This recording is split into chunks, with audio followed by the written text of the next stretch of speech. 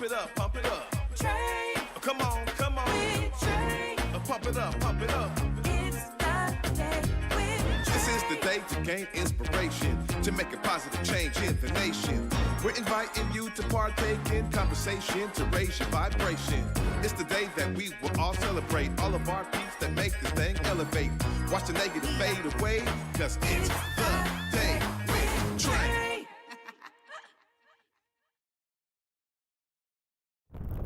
Hey everybody, welcome to The Day with Trae. I'm stepping in for my girl Trae. This is Deaunte Damper. And before we begin, make sure you like, share, and subscribe to Converge Media, where you'll learn more about The Day with Trae, community events, blog posts, and hey, even my show, We Live in Color. Go to whereweconverge.com to learn more. We have a jam-packed show today. So excited. On this Monday, May 6th, we have Malik Banks, co-founder of Team GetWitIt. He'll be discussing with us ways that we can be able to support young youth in Pierce County and surrounding areas. So proud to have this young brother in here today, as well as community activists and my girl, Michelle McClendon.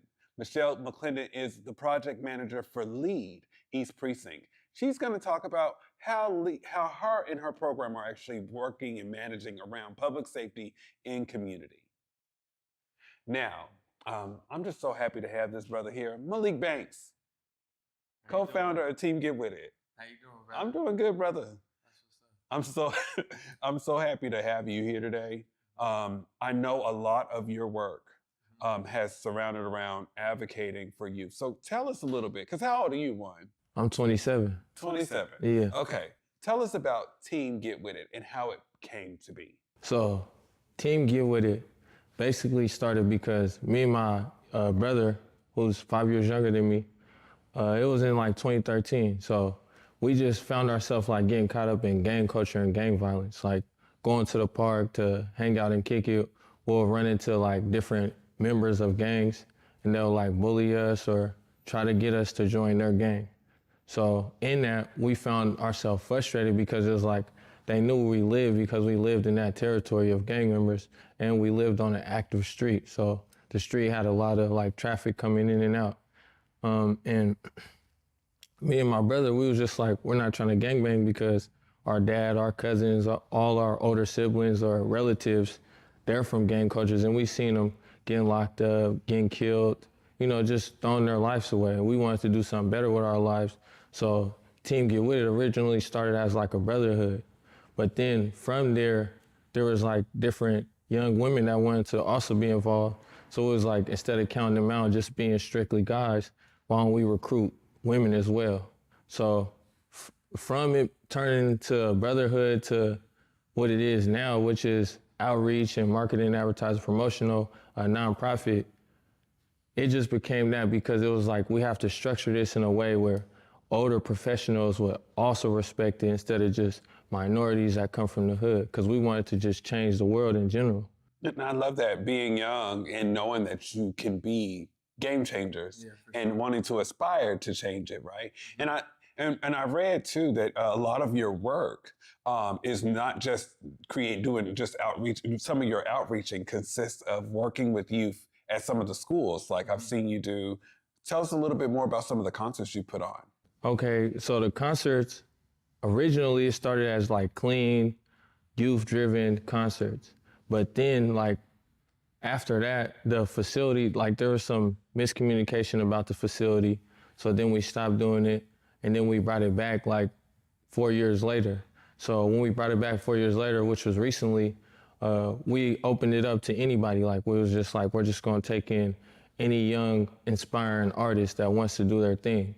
So we just kept it from being clean and so stricted to just like, all right, let's give them a platform where they can vent and let out all the nonsense or the stress and drama that they go through on a regular, let it out. So that way we understand what they're actually going through. And you have such a great partnership with it's Evergreen College. Yeah, in Tacoma. Yeah, and how great has that partnership been? It's been real great. Like they've been very supportive. They haven't charged us anything or, you know, haven't really made us go down the route of like the regular route that they'll take everybody else down, because they understand that we're trying to bring in the young people and we're also trying to help reach and teach the young people the right way to go about certain things. Yeah, and that is so great. I've heard hundreds of kids go down there to perform, and you're also an artist too, as well. Yeah, so for sure. You're organizing, creating space for young folks, and doing music yourself. Yeah, exactly. Yeah, and most of my music is uplifting. Yeah. Like there's a few songs that are like just to get some stress off. So, you know. We all need that. Exactly. So it may wave here and there or, you know, drift here and there. But for the most part, I practice no cussing. I practice uplifting, like, That is beautiful. you know, so yeah. You know, one of the things that I love about Team Get With It is you started this with your brother. Yeah. And how important is your relationship with your brother with creating this movement? It's very important. Like, I always been that outspoken person that wasn't like afraid to get in like the crowd or, you know, be in the spotlight, if you will. And my brother always been that type of person that's like, he's very brilliant. He'll speak to you if you speak to him, but he's not gonna speak first. He's not gonna just throw himself out there like I would. So he's kind of been like that, like. So y'all kind of like help each other out. Yeah. Like he's like my conscience, like, brother, you're doing good with this or that, like the behind the scenes constructive criticism. So yeah, like every little thing that he tells me about what we're doing or what I should say or implement in when I speak or when I, you know, tend to the crowd, he's the one that adds that little extra sauce to it. So yeah. That is amazing. Brotherhood is so important. Yeah, for sure. Do y'all have any upcoming events that we could support? We're gonna bring the shows back, but we haven't really put a date on it because like I've been focused on a whole lot of other stuff in community, but like we're gonna rebrand ourselves. We're also gonna officially turn TGW into a 501c3. And you need support for that? Yeah, for sure. Okay. And we could get any support that we can get is welcome for sure, because it's like, it takes a village to raise a child. So, you know, in myself, I still find youthful ways, like anybody, you know? So it's like any support to help me. It's a great platform for somebody's watching to get support, but you just said something, it takes a village. And you also have a young son yourself. Yeah. So how is it important for you to continue the legacy of TGW even with your newly born son? Well, I think as a dad, it's like I'm his like limit, like the glass limit or the glass ceiling to what he can do, because he's gonna look up to me first, because I'm his first example. So as far as I take myself, that's as far as his dreams are gonna be inspired to go. Absolutely. So, you know. That is beautiful. Well, before we get out of here, Malik, I just want you to do me a favor. Look in that camera, let community know where they can find you and support you. Say your name, let them know where they can find you. Okay, my name is Malik Banks. You can find anything about TGW on my personal Instagram, which is TGWLIK_does-it-all. Or you can find anything strictly about TGW at TGDUB_. Thank you. You did good, brother, and I appreciate you so much. And to you, community, we're gonna take a quick break, and we'll be back with Michelle McClendon, a project manager for LEAD. You are watching The Day with Trae. Looking for laughs? Looking for love? Fast-talking Figaro has got you covered. Toe-tapping melodies, lively staging, and colorful costumes. Don't miss The Barber of Seville, May 4th through 19th at McCall Hall. Tickets at seattleopera.org.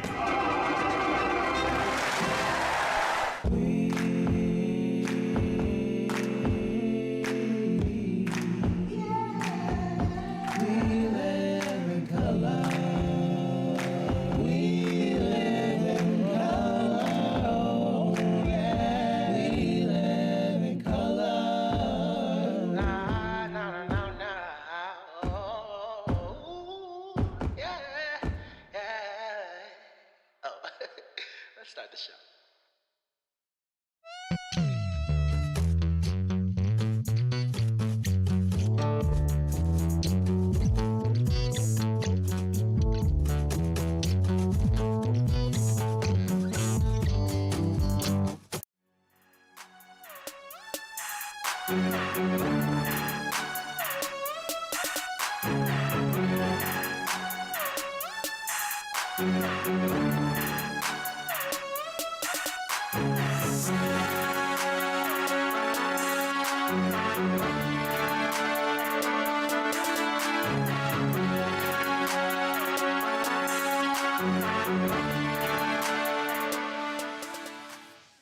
Welcome back, y'all, to The Day with Trae. Again, I'm stepping in for Trae this week, and I'm just so happy to have our second guest here, the project manager for LEAD East Precinct, Michelle McClendon.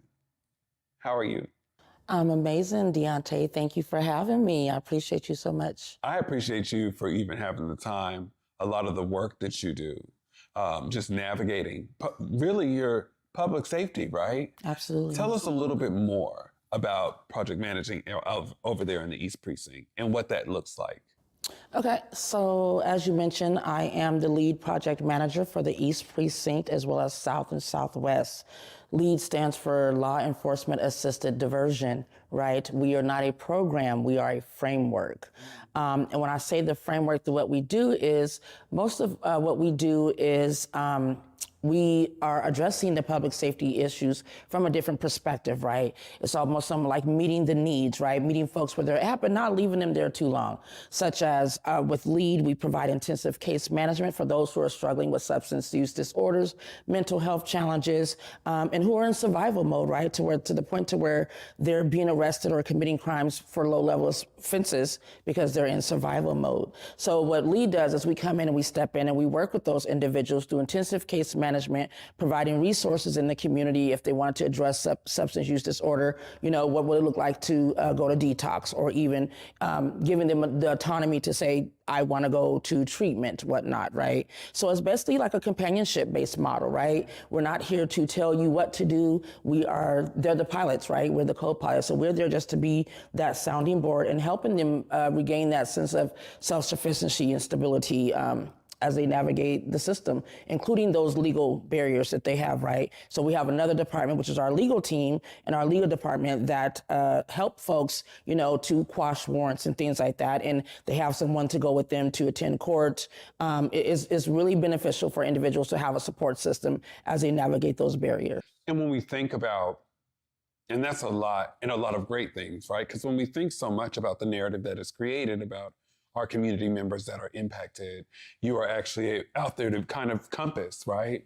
And help navigate folks. And I think that with this being Fentanyl Awareness Week, and we know that community members may be dealing with psychosis and having to navigate folks through that, I just commend you for that.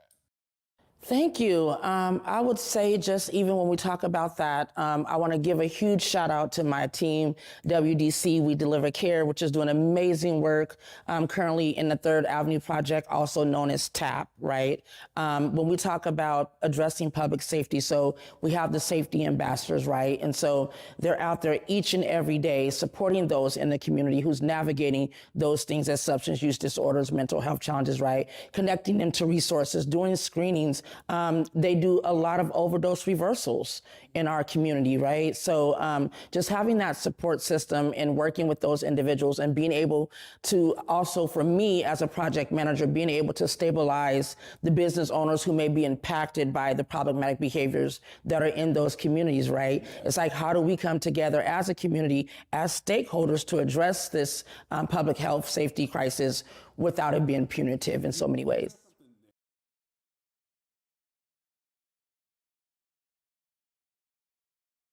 So what for myself, I used to deal with it, you know, myself when I was working in direct services as a case manager.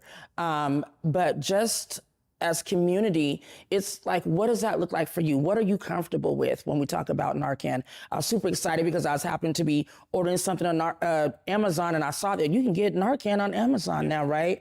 And I'm also very appreciative that we have organizations in the community that will conduct Narcan training, such as our SPD, our DESC services providers, King County Public Health Service providers. So a lot of times it's about getting to know what's going on in your community and how do you be prepared to address some of those things that you see in your community. And we know right now we are facing a fentanyl crisis, right? And that's affecting just about every community, right? Especially our downtown corridor. Yeah, and that's why I'm so proud of the work that you're doing, because you are project managing with the East Precinct, right? And and we know what our communities have been impacted with police. So having to navigate that, having to navigate that system, how is that for you or throughout the community?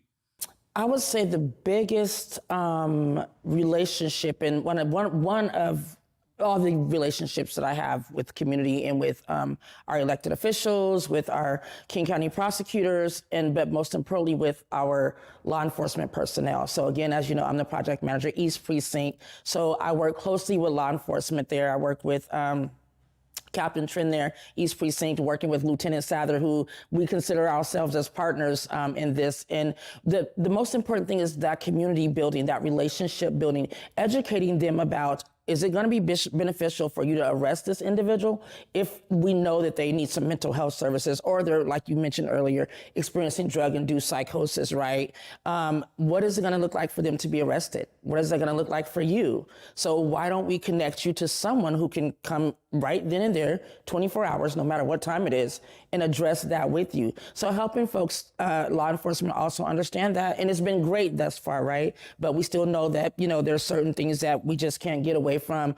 With LEAD, we focus on divertible offenses, right? And that's having that relationship with law enforcement and as well as our prosecuting attorney's office. And Michelle, how you're able to navigate that is amazing. I just seen you recently, the mayor did a public safety meeting at Garfield High School. Yes. And I watched you. It seemed like you were teaching the class at your table because of all of the work that you, not just the work that you're doing here, but your resume.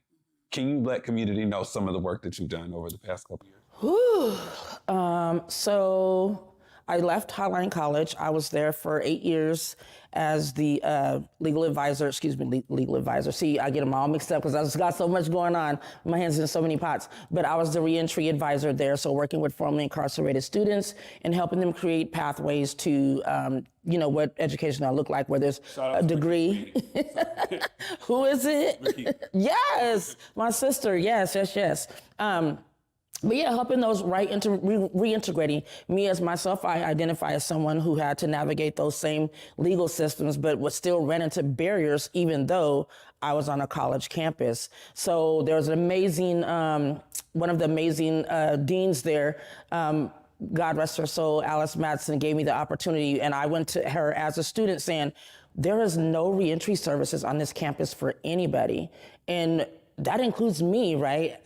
Having minimal resources to access just Wi-Fi when I'm away from campus, right? Just those, you know, things like that, or navigating as, how do I get financial aid? This is something that's difficult. So once I was able to master those things myself, I went to Alice, I said, let's try this thing. And so I created a position for myself. So when I left Highline College, I left as a reentry advisor, as well as a program that I created, which was called WISH, which is now today is While in School Housing. And WISH was a program that allowed formerly incarcerated students, formerly justice involved students, or any student who was housing insecure to be able to obtain Section 8 vouchers. And that program is still going strong today, based on me saying one day as a student, I am unhoused. I can't navigate education not knowing where I'm going to lay my head at. So shout out to Highline for still holding that program down after I've been gone. So that was one of the biggest things that I'm proud of. But I think the biggest and the best thing that I'm proud of is being the lead facilitator for the Civil Survival Program. Shout out to Tara Simmons, my coworkers, my ED, my just amazing team that we work with.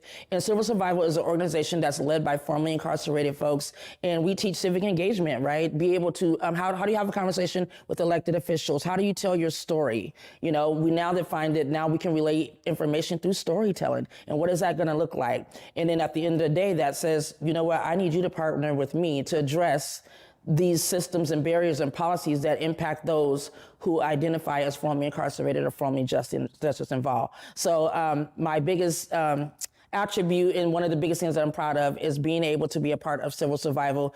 And I told my story for a long time. So for a lot of folks that got their driver's license back, that was based on my story. So well, thank you. Thank you. I thank you. Yes, thank you. It actually helped me too. Thank you. Yes. But I appreciate you so much, Michelle, Absolutely. the work that you are doing with LEAD over there at the East Precinct, and just also being a part of that compass for public safety. It is so essential. And, you know, we talk so much. I want to give you your flowers on this show today, you're because we talk so amazing. much about community folks that are leading, but you are one of those leaders that walk alongside community members and teach them how to walk. And I just appreciate the work that you do here. So before we go, please look in that camera and let community know where they could be able to support you and your effort.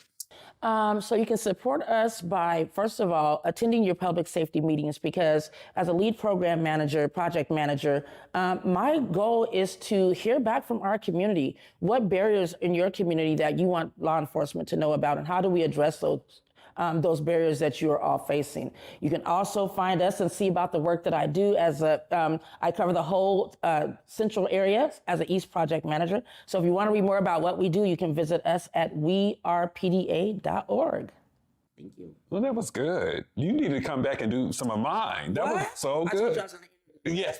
There's so much more to you than the amazing individual that you already are. You're always so enthusiastic, and we need folks like you in our community just to be uplifting and encouraging. You're just resilient, and you just keep going and going. There is no I. There is always a we. Thank you. We. And we will be back with the closing of The Day with Trae.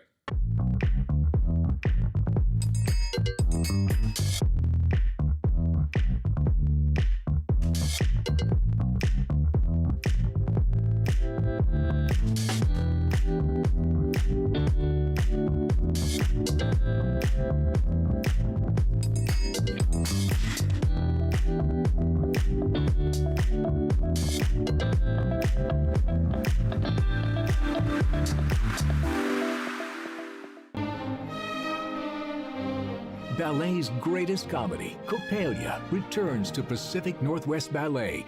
Perfect for all ages, Coppelia delights with dazzling dancing and magnificent music played by the PNB Orchestra.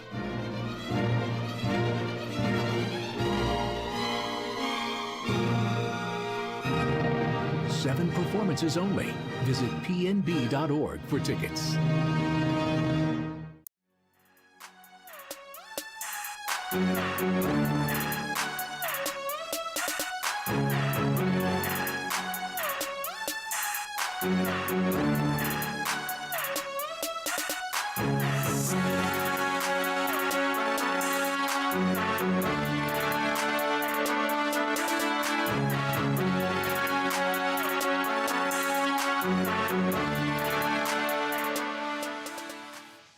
Here on Back to Basa, it's always been important to me that we uplift stories from across the region, and that no matter where you live in the nation, you never have to miss a moment of the show as we continue to highlight the beauty, excellence, and resilience of our communities across the Pacific Northwest. Why? Because representation matters. So no matter where you live, be it the Central District or Centralia, Portland or Pullman, or anywhere across the country, I encourage you to join me on this Back to Basa journey by downloading the free Fox Local app on your phone or smart TV as we continue to elevate the very best in our communities.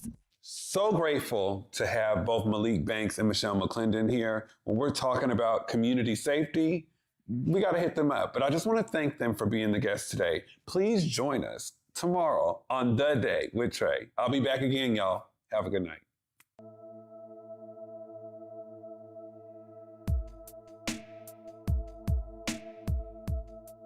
Converge Media produces culturally relevant content for Black and urban audiences. Our coverage is raw, transparent, and objective, praised by community leaders, government officials, and residents. Support Converge Media today via Venmo, Cash App, or PayPal at Converge Media.